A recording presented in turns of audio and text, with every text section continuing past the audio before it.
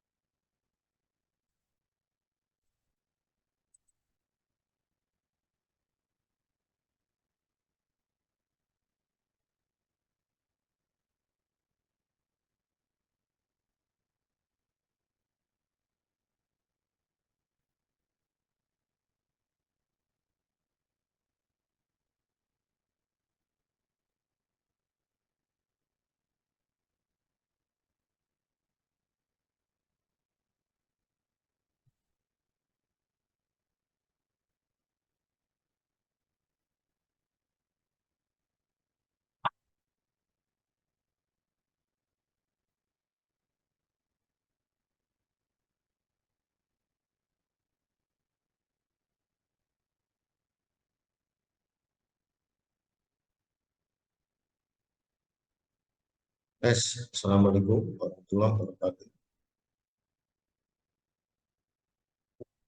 Selamat siang. Halo, Siang, apakah mendengar suara saya? Terdengar, Pak. terdengar Pak.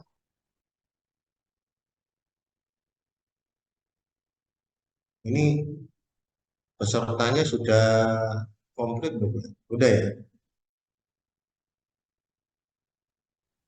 Kurang dua lagi harusnya.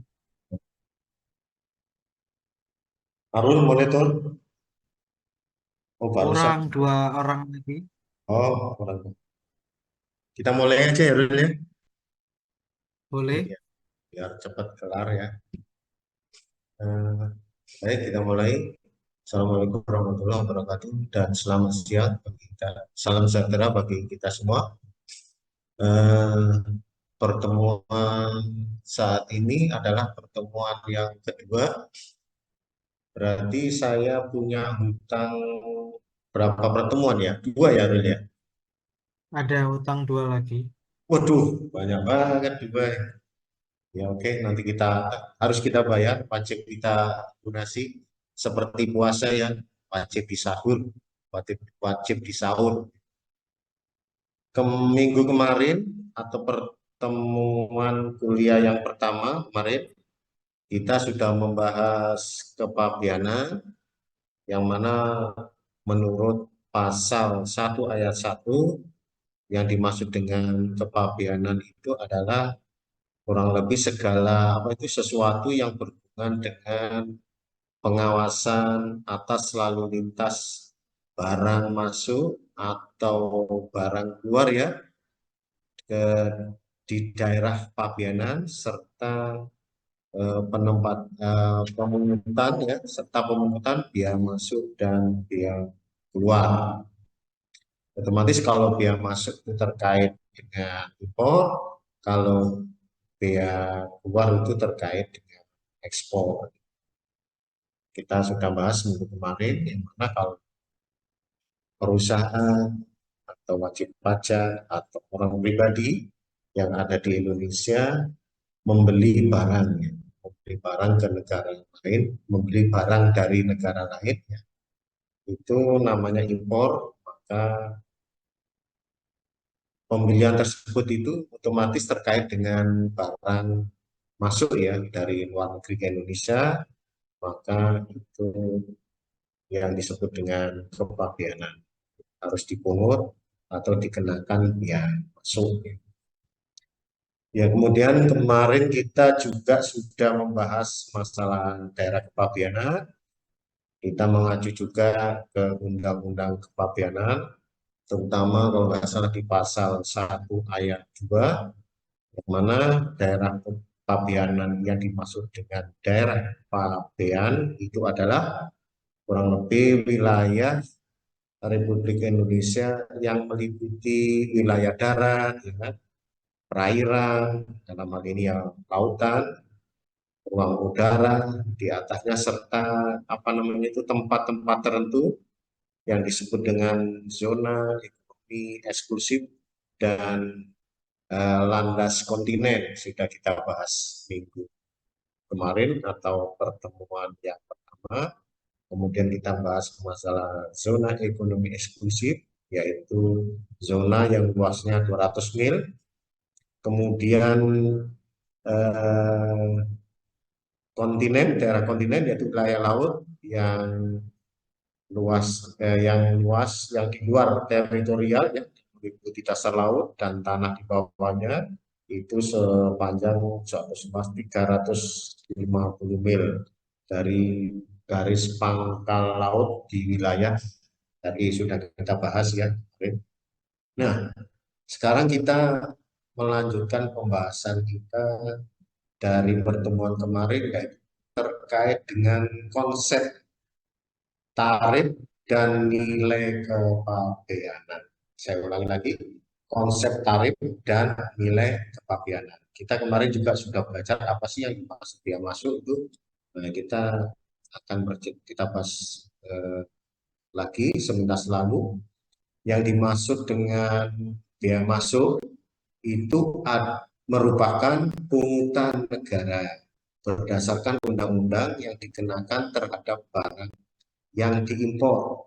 Tarif maksimum adalah 40% dari nilai kepabeanan. Itu diatur di pasal 12 Undang-Undang Kepabeanan. Di dalam bea masuk sendiri memiliki perlakuan khusus untuk setiap barang yang masuk, dibedakan dari tarif pengenaan pajaknya. Berikut beberapa perhitungan tarif bea masuk sesuai dengan perlakuannya. Jadi nanti untuk pertemuan berikutnya kita akan mempelajari bagaimana sih perlakuan khusus terhadap masing-masing barang yang didatangkan atau yang diimpor dari negara lain. Itu beda-beda ya. Misalkan mendatangkan impor binatang atau hewan hidup ya, sapi jenis sapi dari Australia, dari mana itu negara selain Australia itu mempunyai tarif yang berbeda ya, klasifikasi pengenaan barang itu berbeda. Nanti kita pelajari sesi khusus ya, bisa sampai 2 sampai 3 kali pertemuan ya, bagaimana menentukan klasifikasi barang atau hewan ya, hewan hidup dan hewan hidup yang diimpor dari negara lain. Misalkan jenis sikat gigi yang terbuat dari bahan plastik, sikat gigi misalkan, itu berbeda dengan sikat untuk lantai atau sapu, itu berbeda-beda ya, tergantung dari buku panduan klasifikasi barangnya itu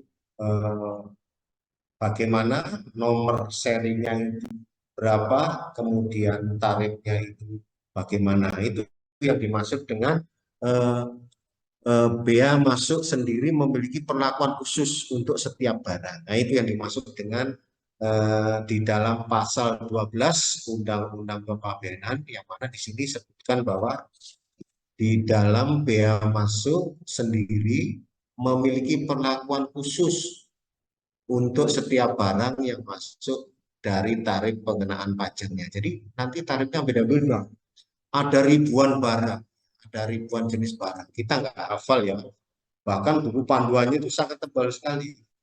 Nanti saya ini ya, kalau perlu nanti pada saat kita membahas khusus tentang perlakuan khusus untuk setiap barang, itu kalau perlu nanti ke kantor saya aja praktek bareng-bareng, praktek rame-rame, sembari bagaimana mempraktekkannya untuk perhitungan perlakuan khusus dari masing-masing barang itu.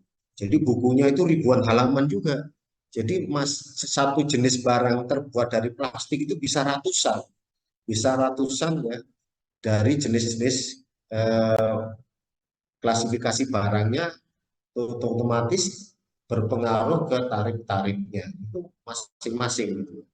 Jadi sangat banyak sekali, kalau disampaikan secara online gini susah dimengerti. Lebih baik nanti kita bertemu secara langsung gitu ya, untuk melakukan bagaimana sih cara perhitungannya yang terkait dengan penentuan biaya masuknya itu. Seperti itu. Jadi saya ulangi lagi, biaya masuknya itu tarifnya berbeda-beda, tapi prosentase biaya masuknya itu ya intinya bisa sama, bisa beda juga. Namun demikian dari klasifikasi jenis barang itu sangat berbeda, pasti berbeda-beda. Ya, saya ulangi lagi, kalau komponennya itu terbuat dari plastik, plastik bisa juga dibuat dalam bentuk sikat gigi untuk menggosok gigi, sikat untuk menggosok lantai, untuk membersihkan toilet, untuk membersihkan tembok, membersihkan kaca. Nah, itu kan sama-sama terbuat dari plastik. Ya, di dalam pasal 12 ini disebutkan di dalam biaya masuk sendiri memiliki perlakuan khusus. Jadi persentasenya beda-beda. Nanti ada kode, ada indeksnya. Indeksnya itu terbagi dalam sub-sub bab. Nanti sub-sub bab dibagi lagi, sub-sub lagi. Nah, ini hitungannya sangat sangat jelimet, dan juga perlu kecermatan dan ketelitian dari para pembaca untuk menentukan dalam tarif masing-masing barang untuk dikenakan pajaknya itu bagaimana. Bahkan menurut saya itu tata cara perhitungannya itu jauh lebih resiko salahnya itu jauh lebih tinggi dibandingkan kita menerapkan perhitungan pajak PPh badan, pajak PPh pasal 2, pasal 4 ayat 2, pasal 4 pasal 26, PPh pasal 26, PPh pasal 28A itu lebih bayar ya, PPh badan lebih bayar, terus menentukan PPN dan pajak-pajak lainnya itu jauh lebih sulit dalam menentukan biaya masuk ini, pajak atas biaya masuk ini, dan memiliki risiko kesalahan yang sangat tinggi. Nah, kalau menentukan tarifnya, misalkan salah, seharusnya tarifnya itu diberlakukan atas daftar di buku tarif itu 01, kemudian salah menerapkan persentase di tarif 02, itu akan berdampak sangat sangat signifikan. Ini apalagi apabila terjadi adanya kurang bayar terhadap tarif dan kurang bayar dari tarif yang sesungguhnya itu akan berakibat fatal. Sehingga kalau di dalam kepabeanan itu disebut notul. Notul. Notul itu istilahnya kalau di pajak itu adanya suatu pemeriksaan pajak yang mana hasilnya itu terbit SKPKB, surat ketetapan kurang bayar. Tapi kalau di kepabeanan itu disebut notul. Notul atas apa? Atas under value. Yang mana yang dimaksud dengan under value itu adalah penentuan klasifikasi terhadap harga barang sebagai dasar pengenaan tarif pajak bea masuk itu lebih rendah dari yang sebenarnya. Nah, itu yang saya maksud dengan resikonya lebih tinggi kesalahannya dibandingkan apabila kita menghitung pajak PPh badan maupun PPN dan PPh yang lainnya itu resiko jauh lebih tinggi ini. Namun demikian ya, penemuan atas kesalahan itu oleh dia juga itu jauh lebih cepat dibandingkan dengan pelaporan pajak biasa, yang mana bisa diketahui dalam waktu bisa juga kurang dari 1 bulan, 2 bulan, 3 bulan, bahkan maksimum itu bisa 1 tahun, bisa 1 tahun. 1 tahun dalam waktu 1 tahun umumnya di dalam praktek di lapangan apabila terjadi kesalahan berupa under value itu pasti dapat segera bisa diketahui oleh petugas bea cukai. Beda dengan pajak biasa, PPh badan, PPN dan PPh lainnya itu biasanya baru bisa juga ketahuan 4 tahun atau akan mengakhiri masa berakhirnya pajak. Kalau pajak biasa seperti itu, selain kepabeanan, itu lama sekali diketahuinya, ya. Tapi kalau kepabeanan dan waktu singkat bisa dapat diketahui ini under value atau tidak, seperti itu. Kemudian selanjutnya itu yang dimaksud dengan biaya masuk. Kemudian selanjutnya kita bahas masalah bisa pindah. Oh, sama aja. Oh, ini sama nih. Sorry. Double nih.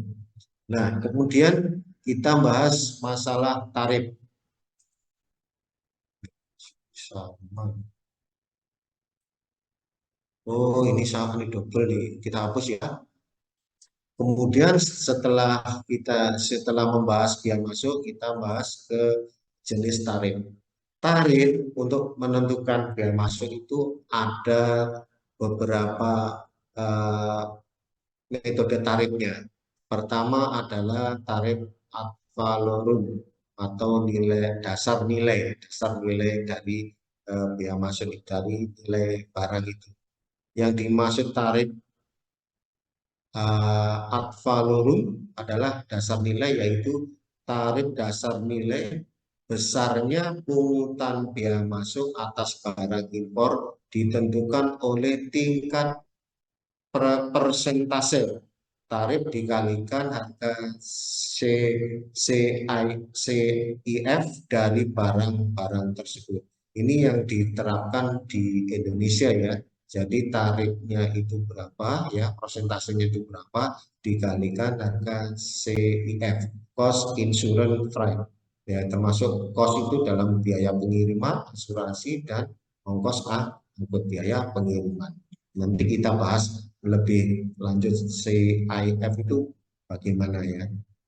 Kemudian contohnya ini, misalkan harga barang CIF suatu barang adalah 200 US dollar dan besarnya tarif yang masuk misalkan 15%. Sedangkan kursnya 1 US dollar itu sama dengan 13.000 rupiah. 13.000 rupiah. Maka besaran biaya masuk yang dikenakan adalah tinggal ngitung aja. Ini pakai tarif ad valorem atau dasar nilai, yaitu 15%. ini merupakan besar persentase biaya masuk yaitu 15% dikalikan dengan apa ini nilai barang ya 200 ya 13.000 per Rp1 dikalikan 200 US dollar sama dengan 390.000. Nah ini yang dimaksud dengan tarif ad valorem atau dasar nilai dari jenis tarif biaya masuk. Kemudian yang berikutnya yaitu tarif spesifik, tarif khusus. Tarif spesifik merupakan pungutan biaya masuk yang didasarkan pada ukuran atau satuan tertentu dari barang impor. Jadi dari satuannya ya. Jadi persatuannya. Sebuah contoh nih sebagai contoh ya. Biaya masuk yang dikenakan ini kurang bisa. Dikenakan atas barang komoditi seperti kemeja, baju ya. Itu misalkan 13.000 per potong. Nah, jadi menentukan tarifnya itu per potong ya. Per potong, per satuan. Kemudian sepatu misalkan 20.000 per pasang dari pasang, istilahnya satuannya pasang. Kemudian gelas 7.000 per lusin. Lusin itu isinya satu lusin isinya 12 gelas kan gitu. Kemudian apel, 2 apel 1.000 per kilogram. Ini yang dinamakan dengan tarif spesifik. Kemudian tarif kompon merupakan kombinasi antara tarif ad valorem dengan tarif spesifik.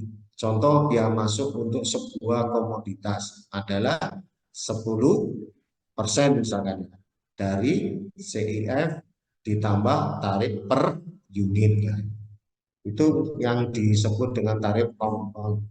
Kemudian jenis-jenis tarif kelanjutan dari jenis-jenis tarif. Nah, kemarin sudah kita bahas ya jenis tarif jenis tarif dari biaya masuk itu apa aja ya. Ada istilahnya biaya masuk anti dumping. Anti dumping sudah kita bahas sepintas lalu pertemuan pertama minggu kemarin. Yang dimaksud dumping itu adalah untuk mengantisipasi ya, barang-barang impor yang harganya jauh lebih murah dibandingkan dengan produk lokal. Misalkan produk lokal kain batik misalkan. Harga per potong itu misalkan kain batik dengan jenis batik keris misalkan jenis batik keris ukuran M misalkan. Kalau barang lokal per biji misalkan harganya itu di Indonesia produk Indonesia itu harganya 30.000 per biji per potong ya per baju misalkan 10.000. Sedangkan harga batik dengan jenis dan motif yang sama misalkan dari Cina itu harganya cuma 3.000.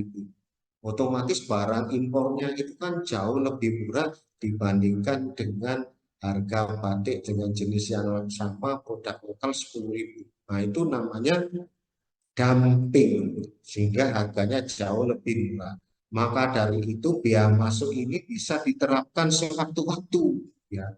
Sewaktu-waktu yang mana prosentasenya itu bisa jauh lebih tinggi dibandingkan dengan tarif yang biasa, yang normal, sesuai dengan ketentuan yang berlaku pada saat itu. Nah, yang mana biaya masuk ini bersifat biaya masuk tambahan. Biaya masuk tambahan di samping biaya masuk yang resmi.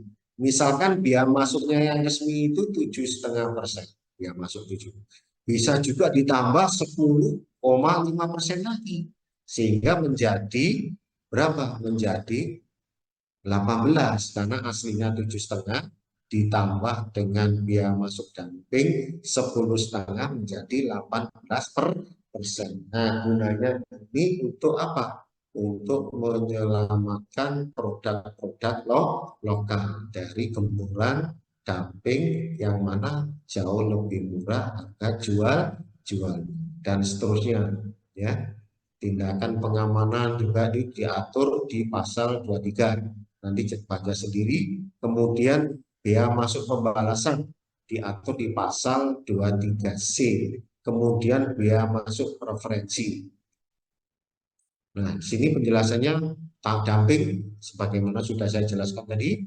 Kemudian tarif pembalasan, tarif ini merupakan penetapan tarif yang bersifat resiprokal berkaitan dengan penggunaan tarif lebih tinggi atas barang ekspor suatu negara dengan menetap tarif yang sama. Itu yang disebut dengan pembalasan. Kemudian, nah, misalkan kita ya, misalkan Indonesia itu pada saat ekspor ke Australia.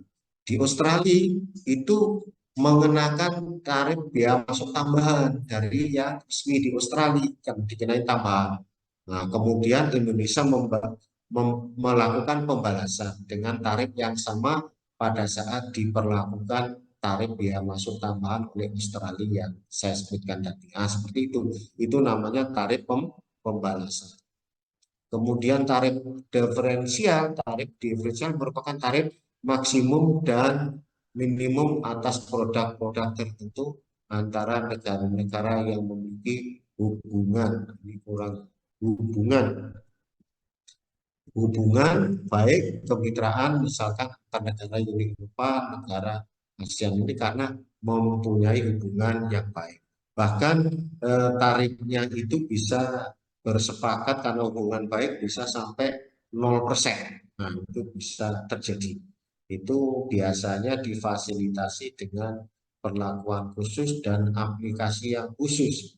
Misalkan kita ambil contoh antara Indonesia dengan kawasan-kawasan beberapa negara ASEAN yang mana mereka itu pernah menentukan bahkan sampai saat ini telah memperlakukan khusus terhadap atau terkait dengan produk-produk elektronik tertentu komponen-komponennya itu sampai dikenakan tarif 0% sehingga harus para pelaku atas pemberlakuan diferensial itu biasanya diaplikasikan terhadap form pengajuan untuk pembebasan fasilitas pembebasan bea masuk sampai 0% atas fasilitas yang telah diberikan oleh masing-masing negara di kawasan ASEAN yang mana melalui kesepakatan bersama antar negara ASEAN. Itu pernah saya alami dulu terkait dengan sengketa kepabeanan di pengadilan pajak. Waktu itu petugas bea cukai mengenakan tarif sekian persen ya atas fasilitas yang mana klien saya waktu itu menerapkan ini diferensial tarif diferensial di mana diferensial itu terjadi kesepakatan antara Indonesia dengan Thailand sampai 0%. Kemudian bea cukai mengenakan misalkan 3%. Nah, di situ terjadi sengketa. Di mana kemungkinan pada saat sengketa itu petugas bea cukai tidak memperhatikan adanya tarif diferensial. Kemudian juga bisa disebabkan karena bea cukai salah dalam memperlakukan harga yang ada pada buku pedoman terkait dengan tarif barang. Nah, seperti itu sehingga setelah kita tunjukkan kepada bea cukai pada saat sengketa di pengadilan pajak bahwa ini termasuk tarif diferensial yang mana syarat-syarat formal pada saat itu sudah kita sampaikan ke majelis hakim bahwa perusahaan sudah menyampaikan pengajuan permohonan ke bea cukai setempat bahwa kita sudah memenuhi syarat untuk pengisian form D, yang mana form D itu dikhususkan bagi para importir agar dapat memperoleh fasilitas 0% atas tarif yang disebut dengan tarif diferensial. Nah, seperti itu. Kemudian tarif preferensi. Tarif preferensi merupakan tarif khusus yang berlaku untuk negara-negara yang tergabung dalam suatu komunitas. Komunitas ini kurang S-nya ini.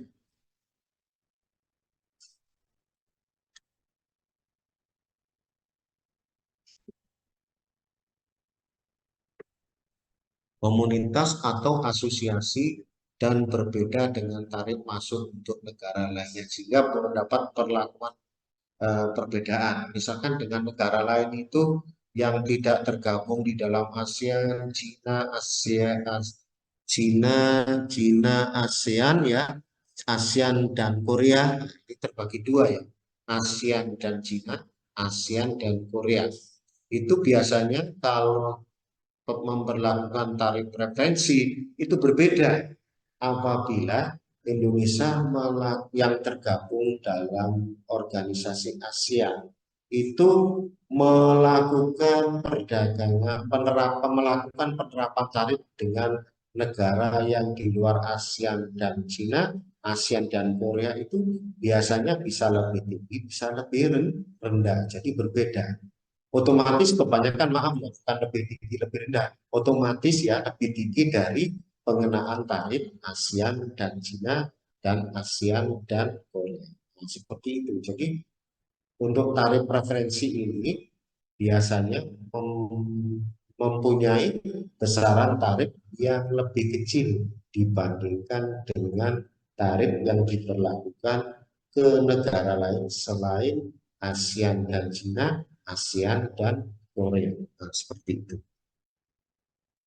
Ini tarif-tarif ini penting untuk diketahui ya, yang mana nanti apabila terjadi sengketa kepabeanan sebagaimana yang saya contohkan tadi ya, itu kita bisa melakukan pembelaan pada saat di persidangan di kepabeanan maupun sebelum persidangan di persidangan kepabeanan di pengadilan pajak, sehingga kita bisa melakukan sanggahan-sanggahan ya terhadap petugas bea cukai maupun terhadap pihak yang tergugat di pengadilan pajak, dalam hal ini petugas bea cukai, sehingga majelis hakim atau petugas bea cukai itu bisa menerima keberatan maupun banding yang diajukan oleh wajib pajak dalam hal ini untuk melakukan pembelaan dalam hal keberatan maupun banding di kepabeanan terkait dengan tarif yang diberlakukan seperti itu. Nah, ini kita sekarang menginjak ke contoh, kita menginjak ke contoh bagaimana sih menghitung biaya masuk itu. Nah, pertama yang harus kita ketahui bahwa biaya masuk yang harus dibayarkan ya dihitung dengan cara sebagai berikut ya. Kita tadi membahas masalah tarif ad valorem ya. Biaya masuk ya, secara ad valorem biaya masuk itu nilai pabean dikalikan nilai dasar perhitungan biaya masuk dikalikan persentase biaya masuk. Kemudian kalau tarif spesifik ya, biaya masuk jumlah satuan barang ya, dikali persentase biaya masuk per satuan barang. Nah, ini terkait dengan jenis-jenis tarif. Nah, rumusnya kan berbeda ya. Saya ulangi lagi, kalau tarif ad valorem itu biaya masuknya, rumus biaya masuk untuk menghitung biaya masuknya sama dengan nilai pabean kali nilai dasar perhitungan biaya masuk kali persentase biaya masuknya itu berapa. Kemudian kalau tarif spesifik yang sudah kita bahas tadi secara teori, biaya masuknya sama dengan jumlah satuan barang dikali persentase biaya masuk per satuan barang. Jadi menghitungnya itu berbeda-beda ya, beda-beda hitungnya. Jangan sampai tarif ad valorem diterapkan di tarif spesifik atau sebaliknya. Nah, itu akan menimbulkan permasalahan nanti. Permasalahan bisa under value atau permasalahan lainnya sehingga dapat dijadikan dasar temuan oleh petugas bea cukai sehingga menimbulkan sengketa pajak.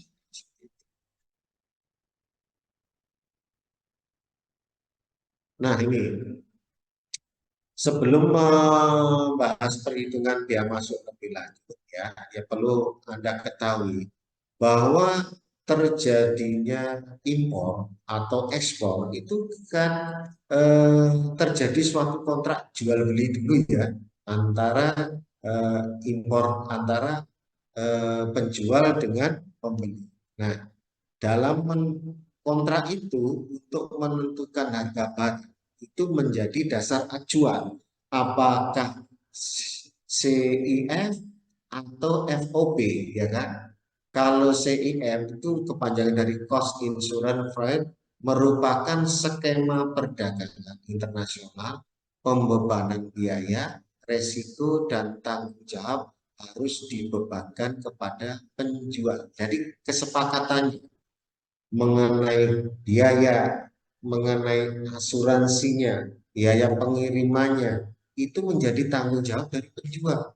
Tergantung dari kontrak jual belinya itu kesepakatannya bagaimana. Nah, itu ya, maka dari itu tadi saya sampaikan kontrak jual beli akan menjadi dasar atau patokan untuk menentukan harga satuan barang, di mana harga satuan barang itu dijadikan sebagai dasar pengenaan biaya masuk. Jangan sampai salah menerapkan dalam hal jenis tarif. Nah, kalau salah menerapkan jenis tarifnya, otomatis bisa berpengaruh terhadap apa? Terhadap harga barang yang terjadi, yang umumnya terjadi terhadap harga barang yang bersifat under value. Yang mana under value sudah saya sampaikan tadi, di mana harga barang itu lebih murah dibandingkan dari perhitungannya yang sebenarnya atau disebut dengan lebih rendah dibandingkan dengan harga satuan barang yang sebenarnya, sehingga karena lebih rendah harga satuan barangnya otomatis berpengaruh terhadap besarannya biaya masuk. Kalau harga barangnya rendah dari harga yang sebenarnya, otomatis pembayaran biaya masuknya lebih rendah dari yang sebenarnya. Maka dari itu selisihnya akan berpotensi menjadi temuan dari pihak wajib, dari pihak petugas bea cukai.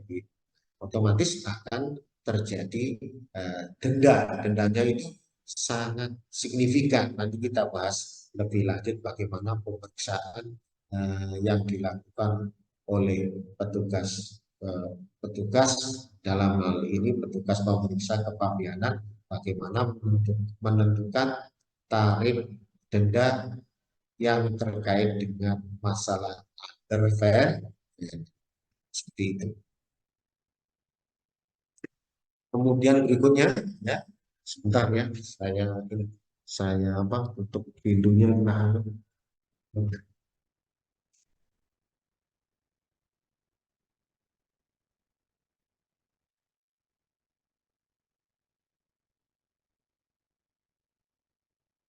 Nah, sekarang kita membahas PDRI.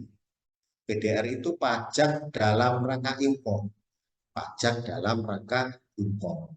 Jadi tidak terlepas dari pengenaan pajak ya. Anda kan sudah belajar perpajakan 1, ya, perpajakan 2 otomatis sudah belajar ya, pasti sudah mengenal terapa yang dimaksud dengan PPh pasal 22.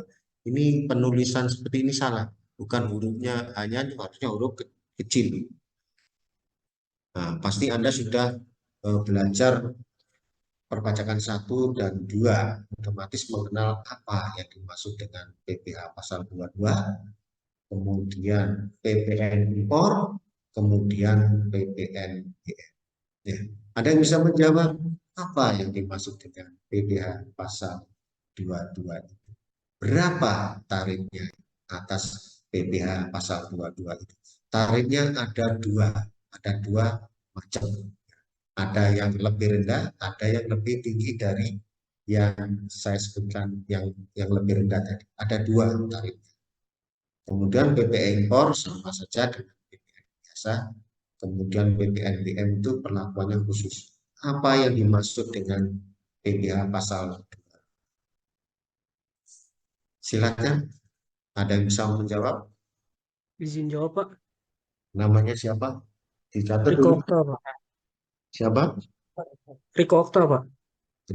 Ya. NIM-nya berapa? 3 terakhir. 128, Pak.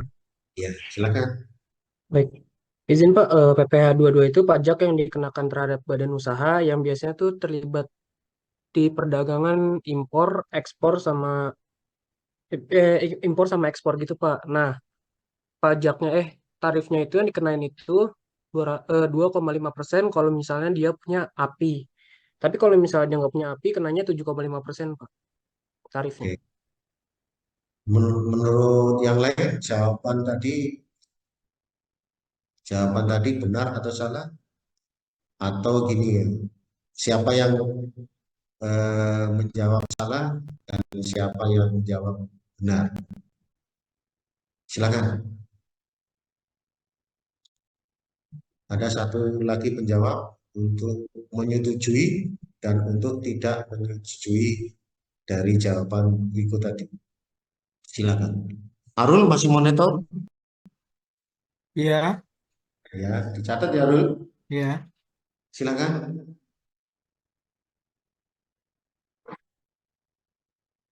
Ada yang tidak setuju atau ada yang setuju? Silakan dijawab.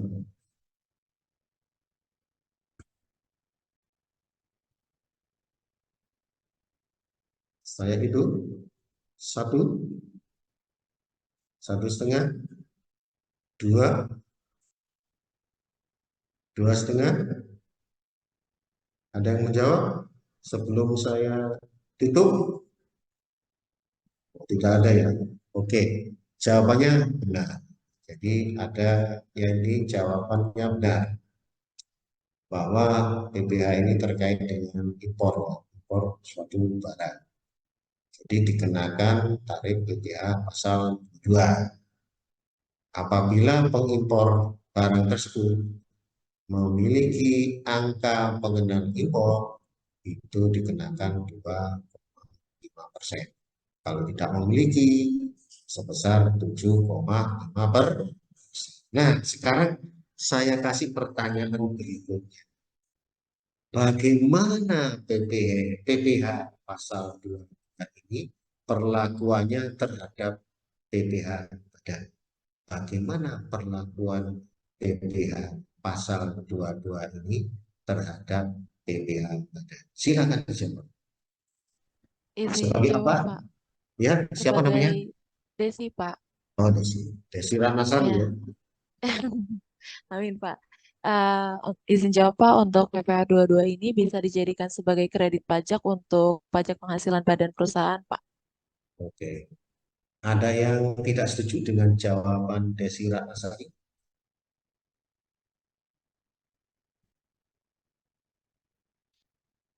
Berarti tak hitung ya, 1,5, 2, 2,5, 3. Berarti setuju semua ya. Sekarang saya kasih pertanyaan. Bagaimana jurnal transaksi atas jawaban Desi tadi? Silakan dijawab. Jurnalnya ya, karena Anda jurusan akuntansi, saya tanya jurnalnya bagaimana atas jawaban dari Desi tadi. Desi tadi menjawab bahwa perlakuan PPh pasal 22 ini sebagai uang muka pajak atas PPh badan. Nah, atau sebagai kredit pajak. Sekarang saya tanya, bagaimana jurnal transaksinya? Harus di jurnal kan? Nah, harus bisa menjurnalnya. Kalau jurnalnya salah, debitnya salah, kreditnya salah, ya udah, amburadul lagi. Perhitungan PPh badannya salah, sehingga pengisian Jawab, Pak. SPP-nya salah. Silakan. Siapa? Desti Ariska. Siapa? PM. Desti, Pak. Desi lagi. Desti, Pak. Oh, Desti. Ya, silakan. Nama kok Eh, mirip ya? Desi, Desti, ketambahan T. Ya, Iya, udah. Pak. Ya, ya, silakan. Untuk jurnalnya jika dijadikan kredit pajak itu hutang pajak PPh 29 pada PPh 22 dibagi muka. Gimana? Diulangi pelan-pelan, suaranya mengembang. Hutang PPh pasal 29 Ya, pada PPh 22 dibagi muka. utang PPh pasal 29 pada ini ya, pada apa namanya? PPh 22 nya, Pak. Ya, pasal 22. Oke. Ada yang tidak setuju? Silakan, atau menambahkan atau menambahkan.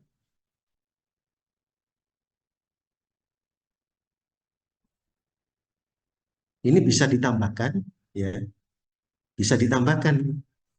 Ini bisa ditambahkan jurnalnya. Bisa perlakuan jurnalnya itu sebelum yang dijawab oleh Desi tadi.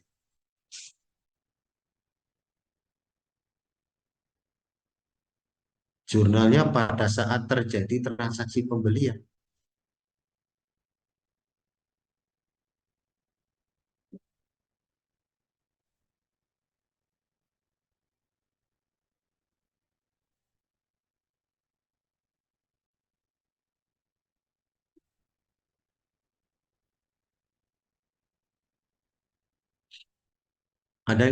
Ada yang tidak setuju dan ada yang mau menambahkan.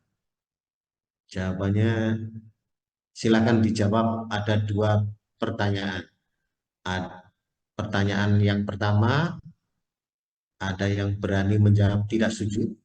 Kemudian pertanyaan yang kedua, ada yang mau menambahkan. Silakan.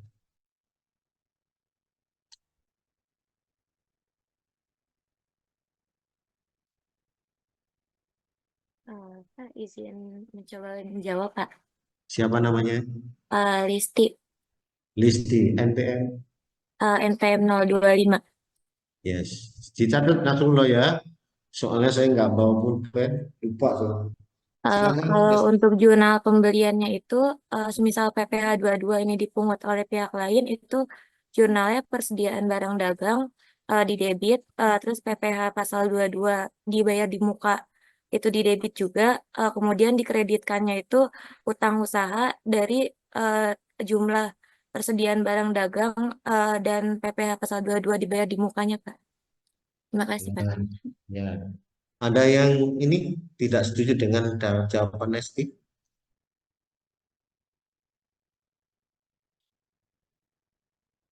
Nah, betul ya jawaban Nesti tadi. Kalau itu barangnya dibeli secara kredit ya, secara kredit non atau non tunai. Kalau secara tunai, otomatis kreditnya tinggal kas atau bank, otomatis bank ya. Kalau impor nggak mungkin Pak ya, tunai, pasti transfer lewat bank. Nah itu jawabannya seperti itu. Jadi pertama kali di jurnal seperti Nesti tadi, ya kalau beli barang ya ada otomatis persediaan, otomatis PPh, ya. Karena pertanyaannya PPh ya PPh aja, karena PPN kan belum disinggung tadi. Jadi pertanyaannya PPh aja. PPh pasal 22 sebagai uang muka pajak, baru kreditnya itu apabila dibeli secara tunai. Kalau dibeli secara non tunai, ya itu utang, gitu kan. Seperti itu ya. Nah, nanti kita pelajari lebih lanjut bagaimana perlakuan atas perhitungan terhadap PPh dan PPN-nya itu bagaimana. Gitu. Nah, jawabannya tadi sudah tepat ya. Sekarang terkait dengan PPN impor. Nah, kalau kita membahas PPN impor, ini beda lagi ya. Beda konteks lagi. Jika tadi kita bahas PPh pasal 22. Kalau kita sudah bahas PPN impor, itu beda konteks, beda PPh. Beda lagi dengan PPh. Jadi PPN, PPh, PPh. Tidak boleh dijadikan satu, tidak boleh saling netting, tidak boleh saling mengkreditkan. Kalau PPN ya PPN dengan PPN, ya kan? Otomatis dengan kalau PPN impor ini, bagaimana jurnalnya pada saat melakukan impor? Kalau digabungkan dengan jawaban Desi dan jawaban siapa tadi, Nesti dan jawaban-jawaban tadi. Bagaimana jurnalnya? Kalau kita membahas terkait dengan PPN, bagaimana jurnal? Silakan. Sebenarnya jawabannya gampang, tinggal meneruskan dari jawaban-jawaban tadi. Silakan.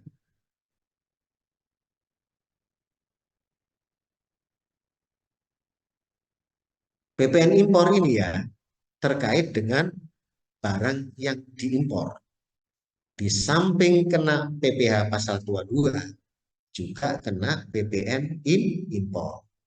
Nah, terhadap barang tertentu yang tergolong mewah, barang mewah, otomatis nanti kena PPBM, pajak pertambahan barang mewah. Situ. Jadi kena 3 pajak, PPh pasal 22, PPN impor, dan PPNBM.